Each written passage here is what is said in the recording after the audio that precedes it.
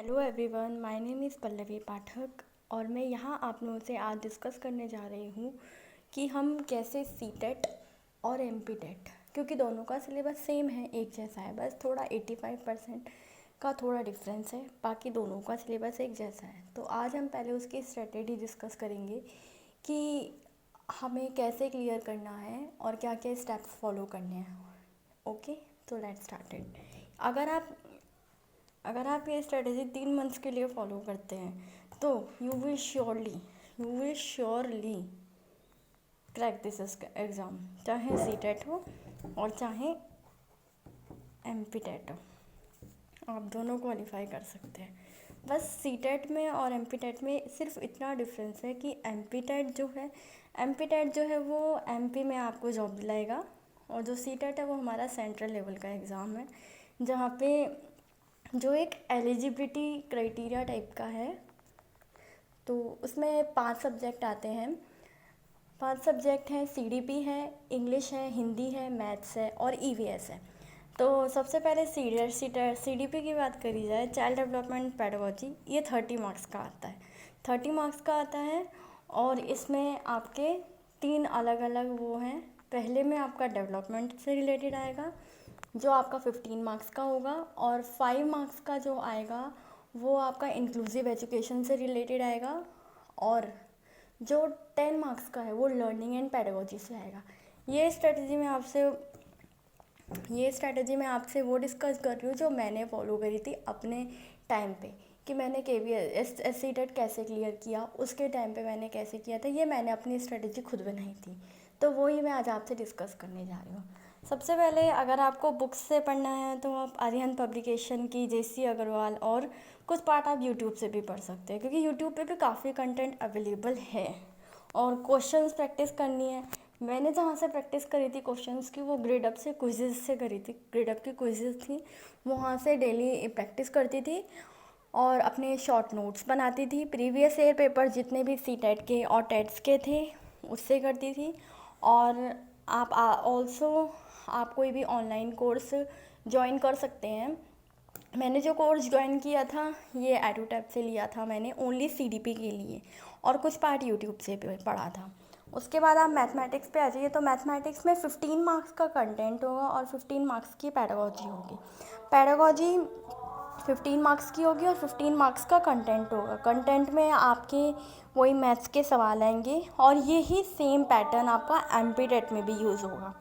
Okay, तो उसके सारे टॉपिक्स पढ़ने हैं आपको, पैडागोजी के सेक्शंस के। प्रीवियस ईयर पेपर्स लगाने हैं सीटेट के 2011 से लेके 2019 तक। अब तो खैर 19 तक का होगा, तो 2019 तक का आपको सारे प्रीवियस पेपर्स लगाने हैं। और मैथ्स के लिए आपको एनसीईआरटी के नोट्स, एनसीईआरटी से 6 to 8 मैथ्स की प्रैक्टिस करनी है, और डेली एटलीस्ट 30 क्विजेस तो प्रैक्टिस करनी है। क्योंकि अगर आप कॉन्सेप्ट्स पढ़ लेते हो तो उसके बाद अगर आप क्वेश्चंस नहीं करोगे तो उनको अप्लाई कैसे करोगे। इसलिए अगर आप कॉन्सेप्ट्स के साथ साथ क्विज़ेस भी आप करोगे तो आपको पता चल जाएगा कि आपको कहाँ क्या अप्लाई करना है। ओके, एंड नेक्स्ट अगर आपको बुक की बात की जाए तो आप पियर्सन पब्लिकेशन से कर सकते हो, अगर आपको डीप नॉलेज चाहिए पैडागोजी की मैथ्स के लिए। और ईवीएस में भी यही है। ईवीएस में सीटेट में आपका 30 मार्क्स की ईवीएस आती है, जिसमें से 15 मार्क्स का कंटेंट होता है और 15 मार्क्स की पैडागोजी होती है। बट यहाँ पे एक टर्निंग पॉइंट ये है कि एमपीटेट में आपका 20 मार्क्स का तो कंटेंट आएगा और 10 मार्क्स का आपका पैडागोजी आएगी। 10 मार्क्स की आपकी पैडागोजी आएगी।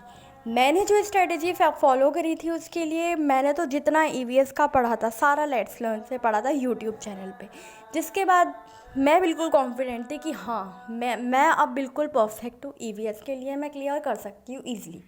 और एनसीईआरटी पढ़ी थी जो कि 3 to 5th स्टैंडर्ड की थी, क्योंकि ईवीएस जो है वो हमारी 1st सेकंड में नहीं होती है, वो हमारी 3rd to 5th में होती है ईवीएस।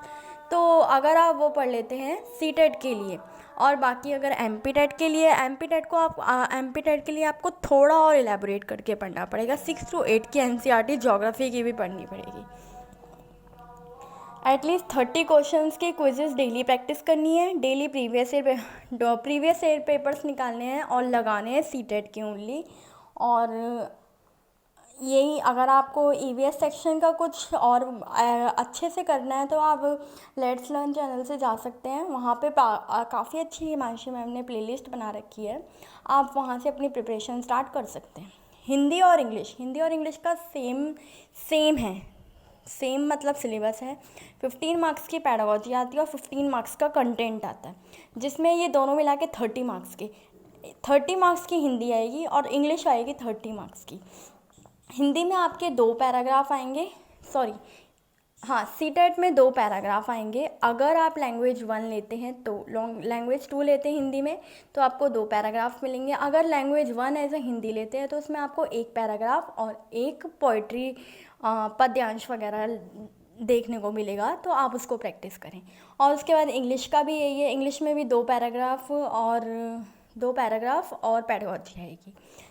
मैंने प्रिपेयर किया था, जैसे मैंने अपनी पहले ग्रामर स्ट्रॉन्ग की थी, उसके बाद फिर प्रीवियस ईयर पेपर्स लगाइए, क्योंकि अगर आपको पैराग्राफ की प्रैक्टिस करनी है, अगर आप सीटेट के प्रीवियस ईयर पेपर्स भी लगा लेते तो आप आराम से प्रैक्टिस कर सकते हैं पैराग्राफ्स की। और बस यही, इतना ही है सिलेबस आपको जो करना है। और सीटेट का और एमपीटेट का दोनों का सिलेबस लगभग मैच करता है। बस मैं आपसे यही कहना चाहूँगी। आज ये स्टार्टिंग वीडियो था मेरा। बाकी ये है एमपीटेट के लिए भी और सीटेट के लिए भी, दोनों। अगर आपका सीटेट अच्छे से पकड़ है तो आप एमपीटेट भी कर सकते हो, एमपीटेट भी आराम से क्लियर कर पाओगे। Okay, thank you so much. So this was my first video.